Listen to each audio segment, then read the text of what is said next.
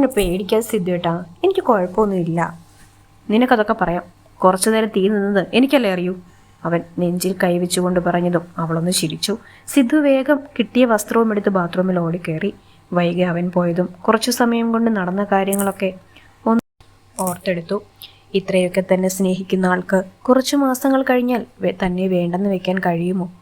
വെറുമൊരു ഉടമ്പടിയിൽ തുടങ്ങിയ വിവാഹം ഇന്ന് പ്രണയത്തിന്റെ വക്കോളം എത്തി നിൽക്കുന്നു. തൻ്റെ മുൻധാരണകളെ പാടെ മാറ്റിക്കൊണ്ടാണ് ഈ മനുഷ്യൻ തൻ്റെ മനസ്സിലിടം നേടിയിരിക്കുന്നത്.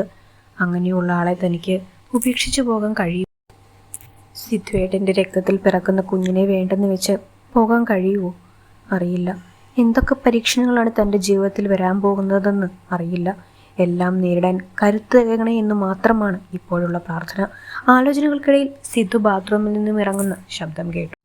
ഞാൻ പോയി ഫുഡ് എടുത്തു വരാം. അവൻ വേഗം ടവൽ അവിടെ വീച്ചിട്ടുകൊണ്ട് മുറിയിൽ നിന്നും പുറത്തേക്ക് പോയി. അല്പസമയം കഴിഞ്ഞതും ബെഡിൽ വെച്ചിരിക്കുന്ന അവൻ്റെ ലാപ്പിൽ ഒരു വീഡിയോ കോൾ വരാൻ തുടങ്ങി. വൈകിയുടെ ശ്രദ്ധ അവിടേക്കായി. സച്ചു എന്നെഴുതിയിരിക്കുന്നത് കണ്ടതും അവളുടെ നെറ്റി ചുളിഞ്ഞു. അവളുടെ മിഴികൾ ചുമരിലെ ക്ലോക്കിലേക്ക് നീണ്ടു. 10:30. ഈ നേരത്ത് ആരായിരിക്കും സിദ്ധുവേട്ടനെ വിളിക്കാൻ? അവളെ സംശയം ഉള്ളിലെടുത്തു. അതിൻ്റെ ആദ്യ കാരണം പേരിന് അവസാനമുള്ള ലവ് സിമ്പലാണ്. അവളുടെ കണ്ണുകൾ സ്ക്രീനിൽ തെളിഞ്ഞു കാണുന്ന പേരിൽ തന്നെ ഉടക്കി നിന്നു. 1-2 മിനിറ്റിന് ശേഷം കോൾ തനിയെ ഓഫായി. അല്ലെങ്കിൽ വൈകി എടുക്കാൻ മുതിർന്നില്ല എന്ന് വേണം പറയാൻ. താഴേക്ക് പോയ സിദ്ധു വേഗത്തിൽ തന്നെ അവൾക്ക് കുടിക്കാനുള്ള കഞ്ഞിയുമായി എത്തി. സിദ്ധുയുടെ ലാപ്പിലേക്ക് ഒരു വീഡിയോ കോൾ വന്നിരുന്നു. വൈകി പറഞ്ഞതും സിദ്ധു ഒന്ന് ഞെട്ടി. എന്നാൽ അവനത് സമർത്ഥമായി മറച്ചു വെച്ചു. വീഡിയോ കോളോ? സച്ചു എന്നാ പേര് കണ്ടത്. കുറച്ചു നേരം അടിച്ചു. എന്തെങ്കിലും പേഴ്സണൽ കോളായിരിക്കുമെന്ന് കരുതി ഞാൻ എടുത്തില്ല. വൈകി പറഞ്ഞു തീർന്നില്ല. അപ്പോഴേക്കും വീണ്ടും ലാപ്പിൽ വീഡിയോ കോൾ തെളിഞ്ഞു. സിദ്ധു വേഗം കഞ്ഞി ടേബിളിൽ വെച്ചു. 1 മിനിറ്റ് അവൻ വൈകിയോട് പറഞ്ഞുകൊണ്ട് വേഗം ലാപ്പും എടുത്ത് ബാൽക്കണി ഡോർ അവിടേക്ക് പോയി. വൈകിക്കുള്ളിൽ അവൻ്റെ പെരുമാറ്റം സംശയം ജനിപ്പിച്ചു. രാവിലെ തന്നെ കൈലാസ വീടിൻ്റെ ഡോർബെൽ മുഴങ്ങി. ഹാളിൽ ഇരുന്നു കൊണ്ട് പത്രം വായിക്കുകയായിരുന്നു സീതാമ്മ. ബെൽ ശബ്ദം മുഴങ്ങിയതും അവരുടെ കണ്ണുകൾ അവിടേക്ക് നീണ്ടു. ജാനകി, ജാനകി, ആരാണെന്ന് നോക്കിയേ. പോയി തുറക്കാൻ കഴിയാത്തതുകൊണ്ട് തന്നെ അവർ അടുക്കളയിലേക്ക് നോക്കി ചേച്ചിയെ വിളിച്ചു. വിളിച്ചപാടെ അവർ അവിടേക്ക് വന്നുകൊണ്ട് വാതിലിനരികിലേക്ക് നടന്നു. വാതിലിൻ്റെ കുറ്റി നീക്കിയതും വെളുക്ക ചിരിച്ചുകൊണ്ട് നിൽക്കുന്ന വൈകിയുടെ ചിറ്റ. ആരാ ഇത്? അമ്പിളിയോ? അവരെ കണ്ടപാടെ സീതാമ്മ ചോദിച്ചതും അവർ അകത്തേക്ക് കയറി. ജാനകി അവർക്ക് കയറാനായി വഴിമാറി നൽകി. സീതാലക്ഷ്മിയമ്മേ, സുഖമല്ലേ? അവർ ആ വെളുക്കയുള്ള ചിരി മാഞ്ഞു പോകാതെ തന്നെ സീതാമ്മയ്ക്കരികിൽ വന്ന് ഭവ്യതയോടെ നിന്നു. ഇങ്ങനെയൊക്കെ പോന്നു, അമ്പിളി ഇരിക്കുക. നിൽക്കുന്ന അവരോട് സീതാമ്മ അടുത്തുള്ള സോഫ ചൂണ്ടിക്കാണിച്ചിരിക്കാനായി പറഞ്ഞു. അവർ തലയാട്ടിക്കൊണ്ട് സോഫയിലിരുന്നതും വിചാരിച്ചതിനേക്കാൾ പതുപതുപ്പ് സോഫയ്ക്കുണ്ടായിരുന്നതുകൊണ്ട് അവർ പെട്ടെന്ന് പേടിച്ചു. എങ്കിലും അത് പുറത്ത് കാണിച്ചില്ല. ജാനകി, ചായ എടുക്ക, കഴിക്കാനായിട്ടുണ്ടേ അതും. അവരെ തന്നെ വീക്ഷിച്ചു നിൽക്കുന്ന ചേച്ചിയോടായി സീതാമ്മ പറഞ്ഞു. അവർ തലയാട്ടി അടുക്കളയിലേക്ക് പോയി. അമ്പിളി എന്താ രാവിലെ തന്നെ? വിശേഷിച്ചെന്തെങ്കിലും ഉണ്ടോ? അവരുടെ ആഗമനോദ്ദേശം അറിയാനായി തന്നെ സീതാമ്മ ചോദിച്ചു. അതെന്ത് ചോദ്യമാ സീതാലക്ഷ്മി അമ്മേ? എനിക്ക് വിശേഷം എന്തെങ്കിലും ഉണ്ടെങ്കിൽ മാത്രമേ ഇങ്ങോട്ട് വരാവൂ. എൻ്റെ മോളെപ്പോലെ ഞാൻ വളർത്തിയ വൈകിയില്ലേ ഇവിടെ? എത്ര ദിവസമായി ഞാൻ എൻ്റെ കുഞ്ഞിനെ കണ്ടിട്ട്? അവർ ഇല്ലാത്ത ദയനീയ ഭാവം മുഖത്ത് വരുത്തി. അയ്യോ അമ്പിളി, ഞാൻ അങ്ങനെ ചോദിച്ചതല്ല. ഇത്ര രാവിലെ തന്നെ ഇങ്ങോട്ട് വന്നതുകൊണ്ട് ചോദിച്ചതാ. സീതാമ്മ അവരുടെ ഉത്തരം കേട്ട് വേഗത്തിൽ തിരുത്തി. ഇന്നലെ വൈകിയ ഹോസ്പിറ്റലിൽ നിന്നും അജയൻ കണ്ടുവെന്ന് പറഞ്ഞു. എന്തു പറ്റിയതെന്ന് അറിഞ്ഞിട്ട് മനസ്സിനൊരു ഇരിക്കപ്പുറതയില്ല. അതാ രാവിലെ തന്നെ ഇറങ്ങിയത്. അവർ അജയൻ അവളെ ഹോസ്പിറ്റലിൽ കണ്ട കാര്യം അവതരിപ്പിച്ചു. ഇന്നലെ വൈകുന്നേരം അവൾക്കൊന്ന് തല കറങ്ങി. BP ലോയേതാ, വേറെ കുഴപ്പമൊന്നുമില്ല. വൈകി എവിടെ? എഴുന്നേറ്റില്ലേ? അവരുടെ കണ്ണുകൾ ചുറ്റും വൈകിയെ തിരഞ്ഞു. മുകളിലുണ്ട്, സിദ്ധുവിന് ചായ കൊണ്ടുപോയതാ. സീതാമ്മ പറഞ്ഞതും അവരൊന്ന് മൂളി. അവരുടെ കണ്ണുകൾ അവിടെ ആകെ ഓടി നടന്നു. ഹാളിലെ അലങ്കാര ബൾബുകളും ടേബിളിൽ വൃത്തിയിൽ സെറ്റ് ചെയ്തിരിക്കുന്ന ഫ്രൂട്ട്സ് നിറയെ നിൽക്കുന്ന ബാസ്ക്കറ്റും സോഫയും അവിടെ ഇവിടെയായി തൂക്കിയിട്ടിരിക്കുന്ന ഭംഗിയുള്ള ഫ്രെയിംസും അങ്ങനെ അവിടെയുള്ളതെല്ലാം അവരിൽ അത്ഭുതം നിറച്ചു. തൻ്റെ വീട്ടിലെ കരിപിടിച്ച ചുമരും പൊട്ടിയ കസേരകളും അവരുടെ മനസ്സിൽ തെളിഞ്ഞു. അതെല്ലാം ഓർത്തതും സ്വയം ഒരു പുച്ഛം തോന്നി. ജാനകി, വൈകിയൊന്ന് വിളിച്ചേ. സീതാമ്മ അടുക്കളയിലേക്ക് നോക്കി വിളിച്ചു പറഞ്ഞതും ചേച്ചി അവിടെ നിന്ന് വന്ന് മുകളിലേക്ക് സ്റ്റെപ്പ് കയറാൻ ഒരുങ്ങി. അപ്പോഴേക്കും വൈകി താഴേക്ക് വരുന്നുണ്ടായിരുന്നു. കയ്യിൽ മുകളിലേക്ക് സിദ്ധുവിന് കൊണ്ടുപോയ കപ്പുബണ്ട്. കൊച്ചിനെ വിളിക്കാൻ വരികയായിരുന്നു, വീട്ടിൽ നിന്ന് ചിറ്റ വന്നിട്ടുണ്ട്. ചേച്ചി പറഞ്ഞതും വൈകിയുടെ നോട്ടം ഹാളിലേക്ക് തന്നെ. അവിടെ സോഫയിലിരിക്കുന്ന ആളെ കണ്ടതും അവളുടെ മുഖത്ത് ഒരു പുഞ്ചിരി തെളിഞ്ഞു. തന്നോട് ദേഷ്യപ്പെടുകയും വഴക്കു എല്ലാം ചെയ്യുമെങ്കിലും തനിക്ക് ഇത്രയും കാലം അഭയം തന്നവരാണ്. ആ നന്ദി എന്നും ഉണ്ടാകും. അവൾ വേഗത്തിൽ സ്റ്റെപ്പ് ഇറങ്ങി. ചേച്ചി അവളുടെ കയ്യിൽ നിന്നും കപ്പ് വാങ്ങി അടുക്കളയിലേക്ക് നടന്നു. ചിറ്റെ, അവൾ പുഞ്ചിരി കൈവിടാതെ തന്നെ അവർക്കരികിൽ വന്നു നിന്നു. ചുറ്റും നോക്കിക്കൊണ്ടിരുന്ന അമ്പിളി അവളെ മുന്നിൽ കണ്ടതും ഇരുന്നിടത്തു നിന്നും ചാടി എഴുന്നേറ്റു. വൈകി, അവൾ ആഹ്ലാദം നിറഞ്ഞ സ്വരത്തിൽ വിളിച്ച് അവളുടെ കരം കവർന്നു. ചിറ്റ എപ്പോൾ വന്നു? അവൾ കുശലാന്വേഷണം പോലെ ചോദിച്ചു. കുറച്ചു നേരമായി. സീതാലക്ഷ്മിയമ്മയുമായി സംസാരിച്ചിരിക്കുകയായിരുന്നു. അവർ സീതാമ്മയെ നോക്കി പറഞ്ഞതും അവളുടെ നോട്ടവും അവർക്ക് നേരെ.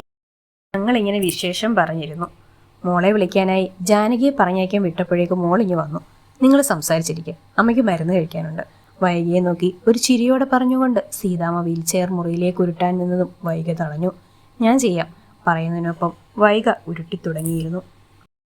അമ്പിളി അവർ മുറിയിലേക്ക് പോകുന്നതും നോക്കി നിന്നു. അല്പസമയം കഴിഞ്ഞതും വൈക പുറത്തേക്ക് വന്നു. ചിറ്റയിരിക്കെ, അവളുടെ ശബ്ദത്തിൽ ഗൗരവം നിറഞ്ഞിരുന്നു. അവരൊരു സംശയത്തോടെ ഇരുന്നു. അവളും അവർക്കടുത്തായി ഇരിപ്പുറപ്പിച്ചു. ഈ വരവിൻ്റെ ഉദ്ദേശം എന്താ? അവർ ഗൗരവത്തോടെ പുരികം വളച്ചു. എന്തുദ്ദേശം? നിനക്ക് വലിയ വീട്ടിലൊരു കെട്ടിയോനും ഇതുവരെ കിട്ടാത്ത സുഖസൗകര്യങ്ങൾ കിട്ടുമ്പോൾ മറന്നത് ഞങ്ങളെയല്ലേ? അവരൊരു പുച്ഛത്തോടെ പറഞ്ഞു. ആരും മറന്നു? ഞാനോ അതോ നിങ്ങളോ? ഞാനാരെയും മറന്നിട്ടില്ല, മറക്കുകയില്ല. പിന്നെ എനിക്ക് നിങ്ങൾ പറഞ്ഞതെല്ലാം കിട്ടിയത് വെറുതെയൊന്നുമല്ല, എൻ്റെ ജീവിതം തന്നെ ബലിയാടാക്കിയിട്ടാണ്. അതെന്തേ നിങ്ങൾ മനഃപൂർവ്വം മറക്കുന്നതാണോ? വൈക ഈർഷ്യയുടെ പുലമ്പി. ഞാൻ പറഞ്ഞോ നിന്നോട്? ഇല്ലല്ലോ. നിന്റെ സ്വന്തം ഇഷ്ടത്തിന് ഓരോന്ന് ചെയ്തിട്ട് എൻ്റെ മേൽ കുറ്റം ചേർത്തുന്നോ? അതെ, എൻ്റെ ഇഷ്ടമാണ്. എൻ്റെ അനിയത്തിക്ക് വേണ്ടി എൻ്റെ ജീവിതം ബലി കൊടുക്കുന്നതിൽ എനിക്ക് സന്തോഷമേ ഉള്ളൂ. ഈ ജീവിതത്തിൽ ഞാൻ ഏറെ ആഗ്രഹിക്കുന്നതും അവളൊന്ന് പഴയതുപോലെ എഴുന്നേറ്റ് നടക്കുന്നത് കാണാനാണ്. തനുവിനെക്കുറിച്ച് ചിന്തിച്ചതും അവളുടെ കണ്ണുകൾ നിറഞ്ഞു. ഇത്രയും സ്നേഹമുള്ള നീ ഇതുവരെ അവളെ ഒന്ന് കാണാൻ പോലും വന്നില്ലല്ലോ. ഒന്ന് വിളിച്ചു പോലും അന്വേഷിച്ചില്ല. ഡോക്ടർ എന്തു പറഞ്ഞെന്ന്. അതിനൊന്നും പറ്റുന്ന മാനസികാവസ്ഥയിലായിരുന്നില്ല ചിറ്റ ഞാൻ. ഇന്നലെ സിദ്ധേട്ടൻ അവിടേക്ക് വരാം, തനുവിനെ കാണാമെന്നൊക്കെ പറഞ്ഞതാ. പക്ഷെ പെട്ടെന്ന് എനിക്ക് വയ്യാതായത്, വൈക പറഞ്ഞു. അവൾ അധികം വഴക്കിനൊന്നും നിന്നില്ല. അജയൻ പറഞ്ഞു. ഒന്നും മുഴുവനായും പറഞ്ഞില്ല. അതുകൊണ്ട് ഒന്നിവിടം വരാൻ അന്വേഷിക്കാമെന്ന് തോന്നി. നിനക്ക് ഞങ്ങളെ വേണ്ടെങ്കിലും എനിക്കങ്ങനെ പറ്റില്ലല്ലോ. ഒന്നില്ലെങ്കിലും കുറേ കാലം എൻ്റെ വീട്ടിൽ ഉണ്ടായിരുന്നല്ലേ. അവ സങ്കടഭാവം മുഖത്ത് വരുത്തി. എന്നെ ഇനി അയാളെ ഇന്നലെ ഹോസ്പിറ്റലിൽ കണ്ടു. പക്ഷെ മൂക്കറ്റം കുടിച്ചിട്ടുണ്ടായിരുന്നു. അങ്ങനെയുള്ള ആളോട് എന്ത് ചോദിക്കാനാ? തനുവിനെങ്ങനെയുണ്ട്? ഡോക്ടറെ കാണിച്ചു. നീ തന്ന 10 ലക്ഷം അടുത്ത മാസം ഓപ്പറേഷന് വേണ്ടി കിട്ടി. കൈ വെച്ചാൽ മുഴുവൻ ആ കുടിയും കൊണ്ടുപോകും. ഇനിയും വേണം 25. കെട്ടിയെന്നേ ഉള്ളൂ. അതിനെന്ത് ചെയ്യുമെന്ന് എനിക്കറിയില്ല. അവരിൽ നിരാശ പറഞ്ഞു. നമുക്ക് ശരിയാക്കാം. ഞാൻ സിദ്ധേടനോട് പറയാം. പൈസ ഇല്ലാത്തതുകൊണ്ട് ഓപ്പറേഷന് മുടക്കം വരരുത്. തീരുമാനം പോലെ വൈകി ഉറപ്പിച്ചു പറഞ്ഞു. വീണ്ടും അവർ കുറച്ച് സംസാരിച്ചിരുന്നു. ഒരുപാട് ദിവസത്തിന് ശേഷം ചിറ്റയെ കണ്ടപ്പോൾ എന്തോ മനസ്സിലൊരു തണുപ്പ് നിറഞ്ഞിരുന്നു. വഴക്കു പറയുകയും കുറ്റപ്പെടുത്തുകയും ദേഷ്യപ്പെടുകയും പുച്ഛിക്കുകയും എല്ലാം ചെയ്യുമെങ്കിലും തനിക്ക് ബന്ധുവെന്ന് പറയാൻ ഉള്ള ഒരാളാണ്. തന്നെ കാണാൻ ഇങ്ങോട്ട് വന്നപ്പോൾ അവരോട് ദേഷ്യം കാണിക്കുന്നത് ശരിയല്ല എന്ന് വൈകിക്കറിയാം. എങ്കിലും ആദ്യം അവരുടെ ആഗമനോദ്ദേശം അറിയാനായിരുന്നു അങ്ങനെ ഗൗരവത്തിൽ സംസാരിച്ചത്. പക്ഷേ വിചാരിച്ചത് പോലെ ഒന്നുമില്ലെന്നും തനിക്കെന്തു പറ്റിയതാണെന്ന് അറിയാൻ വന്നതാണെന്നും മനസ്സിലായപ്പോൾ ഒരു സന്തോഷം. മോളെ, ചിറ്റയെ കഴിക്കാൻ വിളിക്കുക. ചേച്ചി മേശയ്ക്ക് മുകളിൽ കാസറോൾ കൊണ്ടുവച്ചുകൊണ്ട് പറഞ്ഞതും വൈക അവരെയും കൂട്ടി തീന്മേശയ്ക്കരികിലേക്ക് നടന്നു. അവരെ ഇരുത്തി ഒരു പ്ലേറ്റിൽ ഇടിയപ്പവും ചിക്കൻ സ്റ്റൂവും വിളമ്പി നൽകി.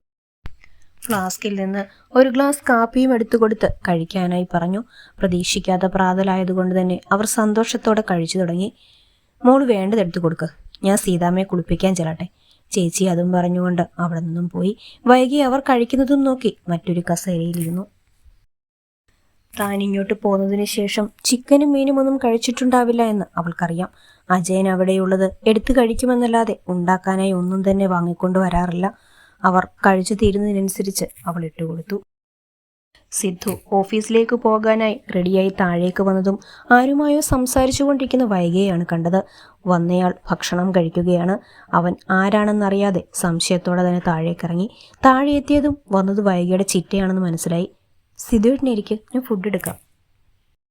സിദ്ധുവിനെ കണ്ടതും പെട്ടെന്ന് വൈകി ചാടി എഴുന്നേറ്റുകൊണ്ട് പറഞ്ഞു. അവനൊന്ന് മൂളി ചേറ് വലിച്ചിട്ടിരുന്നു. സിദ്ധുവിനെ കണ്ടതും അമ്പിളി എഴുന്നേൽക്കാനാഞ്ഞതും അവൻ തടഞ്ഞു. എഴുന്നേക്കണ്ട, കഴിച്ചോളൂ. അവൻ പറഞ്ഞതും അവരൊന്ന് പുഞ്ചിരിച്ച് തലയാട്ടിക്കൊണ്ട് വീണ്ടും കഴിച്ചു തുടങ്ങി. വൈഗ സിദ്ധുവിനും വിളമ്പി. അവൻ കഴിച്ചു തുടങ്ങിയതും വൈഗയെയും നോക്കി. നീയും ഇരിക്ക്, ഞാൻ അമ്മയോടെ കഴിച്ചോളാം, സിദ്ധുവേട്ടൻ കഴിക്ക്, അവൾ പുഞ്ചിരിയോടെ പറഞ്ഞു. സിദ്ധു വേഗം കഴിച്ചു തുടങ്ങി. ഇന്നലത്തെ കുറച്ച് പെൻഡിങ് വർക്ക്സ് കൂടി ബാക്കിയുണ്ട്. എപ്പോൾ വന്നു? സിദ്ധു എന്തെങ്കിലും സംസാരിക്കണ്ടേ എന്ന് കരുതി ചോദിച്ചു. കുറച്ചു നേരമായി. സിദ്ധു സാർ ഓഫീസിൽ പോയിരിക്കല്ലേ? അവരും തിരിച്ചു ചോദിച്ചു. അതെ. പിന്നെ സിദ്ധു സാർ ഒന്നും വിളിക്കണ്ട, സിദ്ധു, അത്രയും മതി. സിദ്ധു സാർ എന്ന് വിളിച്ചത് ചിരിയോടെ തന്നെ തിരുത്തിക്കൊടുത്തു പറഞ്ഞുകൊണ്ട് കഴുപ്പ് നിർത്തി എഴുന്നേറ്റു. നിങ്ങൾ കഴിക്കുക, എനിക്ക് ലേറ്റായി. സിദ്ധു എഴുന്നേറ്റത് കണ്ട് വൈകിയെ നോക്കിയ അമ്പിളിയെ നോക്കി അവൻ പറഞ്ഞു. സിദ്ധു കൈ കഴുകി ടേബിളിൽ വെച്ച ബാഗുമായി പോകാൻ ഇറങ്ങി. ഈ സമയമൊക്കെയും വൈകിയുടെ നോട്ടം അവനിലായിരുന്നു. ഇന്നലെ രാത്രി ആ കോൾ വന്നതിൽ പിന്നെ തനിക്ക് മുഖം തരാതെയാണ്. ആ കോളിനെ പറ്റി കൂടുതൽ അന്വേഷിക്കാൻ മാത്രം താൻ സിദ്ധുവിൻ്റെ ആരുമല്ലെന്ന് മനസ്സിനെ പറഞ്ഞു പഠിപ്പിക്കാൻ നോക്കിയെങ്കിലും എന്തോ അതിങ്ങനെ മനസ്സിൽ കിടന്ന് നീറ്റിക്കൊണ്ടിരുന്നു. സിദ്ധു തന്നിൽ നിന്നും എന്തൊക്കെയോ ഒളിക്കുന്നത് പോലെ ഒരു തോന്നൽ. വൈഗ, അവൻ ഉമ്മറത്തേക്ക് പോയതൊന്നും അറിയാതെ നിന്നിരുന്ന വൈഗ കേട്ടതും അങ്ങോട്ടേക്ക് പാഞ്ഞു. പോയി വരാം. അവളുടെ വരവും കാത്തുന്ന പോലെ ഉമ്മർത്തു നിന്നിരുന്ന സിദ്ധു അവളെ കണ്ടതും കവളിൽ തട്ടിക്കൊണ്ട് അരുമയോടെ പറഞ്ഞു. അവളൊന്ന് മൂളി. മുറിയിൽ പോയി തനിയെ കിടക്കണ്ട, താഴെ കിടന്നാൽ മതി. അവൾക്ക് നിർദ്ദേശവും കൊടുത്ത് നല്ലൊരു പുഞ്ചിരിയും സമ്മാനിച്ച് അവൻ കാറിൽ കയറി. അവൻ പോകുന്നതും നോക്കി വൈഗ ഉമ്മർത്ത് തന്നെ ആലോചനയോടെ നിന്നു. ദിവസങ്ങൾ ആരെയും കാത്തു നിൽക്കാതെ ഓടി മറഞ്ഞു. വൈഗ എല്ലാ കാര്യങ്ങളോടും പൊരുത്തപ്പെട്ട് ജീവിക്കാൻ തുടങ്ങി. സിദ്ധുവും വൈഗയും ഓരോ ദിവസം കഴിയും തോറും കൂടുതൽ അടുത്തുകൊണ്ടിരുന്നു. ചെറിയ ചെറിയ കുസൃതിയും പ്രണയവും അതിൽ നിന്നും ഉരുത്തിരിയുന്ന ചെറു ചുംബനങ്ങളും സ്പർശങ്ങളും അവരുടെ പ്രണയത്തിന് മാറ്റുകൂട്ടി. ഇതിനിടയിൽ സിദ്ധു വൈഗയും കൂട്ടി തനുവിനെ കാണാനും അവൻ്റെ 1-2 ബന്ധുവീട്ടിലും എല്ലാം കൊണ്ടുപോയി. സച്ചുവിനെ കാണാൻ കൊണ്ടുപോകണം എന്നുണ്ടായിരുന്നു. പക്ഷേ അവൾ അതിനോട് എങ്ങനെ പ്രതികരിക്കും എന്ന് നിശ്ചയമില്ലാത്തതുകൊണ്ട് അവൻ അതിനു മുതിർന്നില്ല. വൈഗ സിദ്ധുവിനെ അങ്ങേയറ്റം പ്രണയിച്ചുകൊണ്ടേയിരുന്നു.